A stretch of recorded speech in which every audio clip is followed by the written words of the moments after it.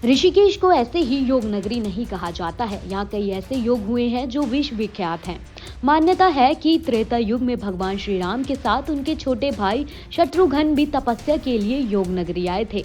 शत्रुघ्न ने मुनि की रेती में कई वर्षों तक मौन रहकर भगवान विष्णु की तपस्या की थी। भगवान ने उन्हें आदि बद्री नारायण चतुर्भुज रूप में दर्शन दिए। तब से ये स्थान मौन की रेती के नाम से प्रसिद्ध हुआ।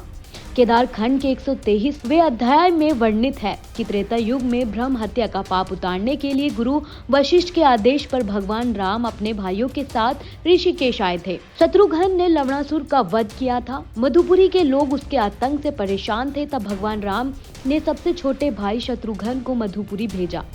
शत्रुघ्न ने लवणासुर का वध कर राज्य संभाला। ब्रह्म हत्या का पाप बताने के लिए शत्रुघ्न ऋषिकेश आए।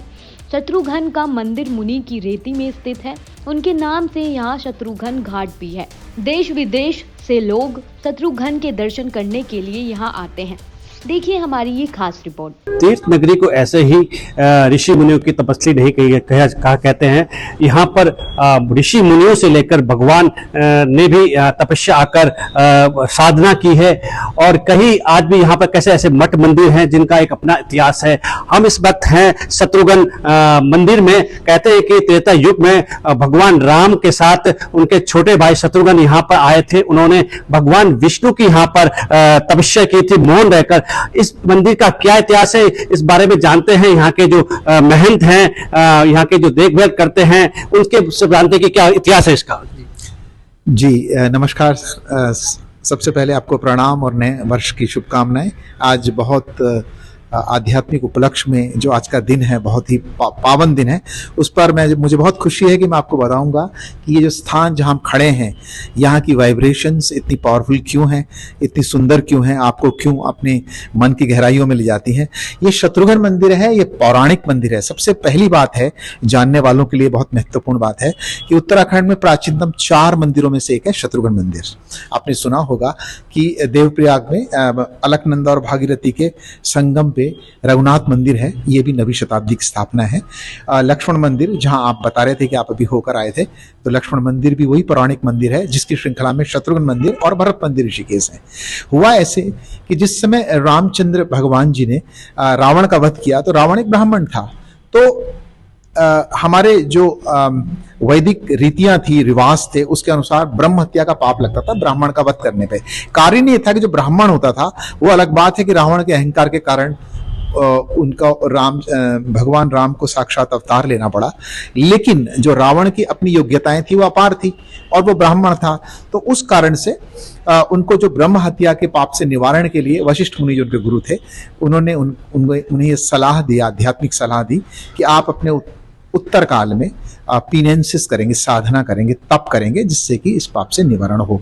क्योंकि वो एक लीला रूप में मनुष्य जन्म में आए थे, तो उनको सारे नियमों को, विधानों को मतलब फॉलो करना था। तो इसी श्रृंखला में अपने बड़े भाई के साथ जो बाकी भाई भी आए, तो इस स्थान पर जब आदि गुरु शंकराचार्य 9वीं शताब्दी में आए, तो उन्होंने रियलाइज किया कि यही वो स्थान है जहां पर कि शत्रुघ्न भगवान ने तपस्या की थी। तो उन्होंने 9वीं शताब्दी में, अर्ली 9th सेंचुरी में यहाँ पर प्राण प्रतिष्ठा की इस मंदिर की।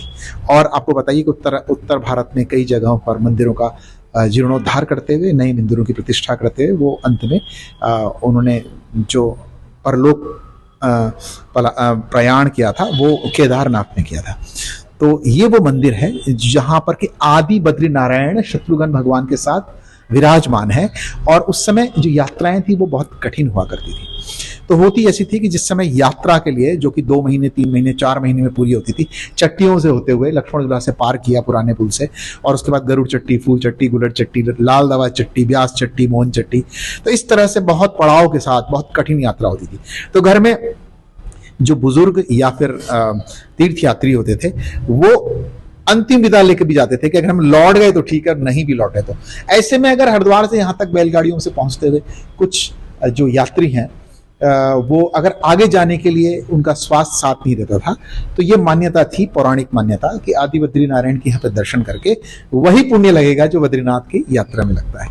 तो ये स्थान मुख्य रूप से शत्रुघ्न भगवान की तपस्थली के रूप में जाना जाता है, जिसे आदि गुरु शंकराचार्य ने 9वीं शताब्दी में अपने उत्तराखंड भ्रमण के दौरान मंदिरों का जीर्णोद्धार करते हुए क्रम में स्थापित किया था इसकी प्राण प्रतिष्ठा के लिए।